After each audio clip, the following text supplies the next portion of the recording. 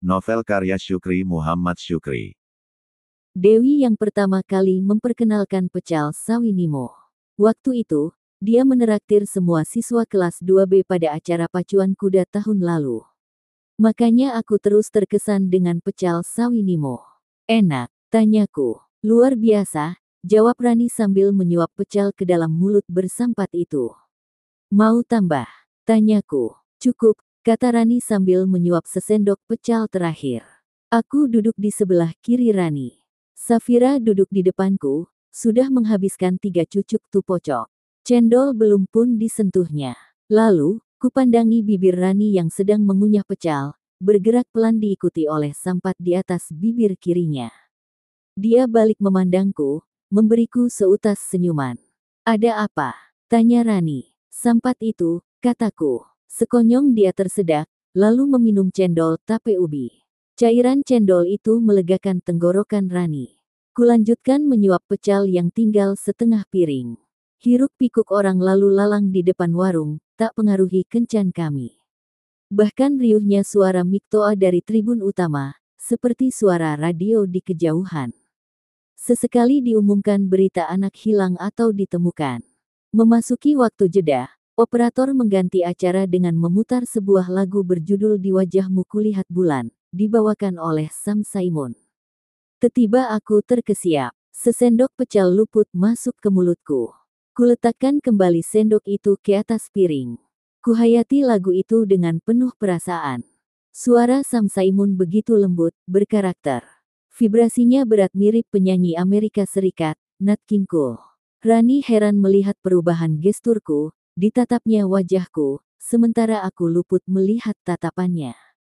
Khusyuk, menikmati bait demi bait suara Sam Saimun. Suka lagu itu bang? Tanya Rani memecah kehusyukan. Iya, ini lagu favoritku, kataku menatap bola mata Rani. Rani juga, katanya. Hah, aku kaget mendengarnya. Dengar di mana? Tanyaku sambil memandangnya. Di siaran RRI Medan, jawab Rani. Di sekolah, kisahku kepada Rani, kami mempunyai grup band. Setiap akhir pekan, kami latihan di aula sekolah. Aku tidak bisa memainkan instrumen musik, tetapi sering tampil menyanyi. Sepulang dari Tanjung Pedemon, rasa galau menggayutiku. Awak band mengundangku naik panggung. Di atas panggung, belum tahu lagu yang akan kunyanyikan. Di kepalaku hanya terbayang perempuan berkebaya lembayung, lalu syair, dia serasa tiada jauh dan mudah dicapai tangan. Ingin hati menjangkau, kiranya dia tinggi di awan. Maka, kunyanyikan lagu, Di Wajahmu Kulihat Bulan, dengan penuh perasaan. Teman-teman yang menyaksikan sesi latihan itu terdiam, semuanya larut dalam syair lagu Sam Saimun. Selesai menyanyi, mereka menyalamiku dan memberi ucapan selamat. Lagu itu untukku ya bang. Sela Rani sambil menggenggam erat telapak tanganku. Benar, jawabku menggenggam kembali telapak tangannya. Kulihat mata Rani mulai berkaca-kaca. Setelah itu, kuantar Rani dan Safira kembali ke posko Inen Adi dan Amira, di sisi timur lapangan pacuan kuda. Mereka duduk di atas selembar tikar di bawah pohon temung.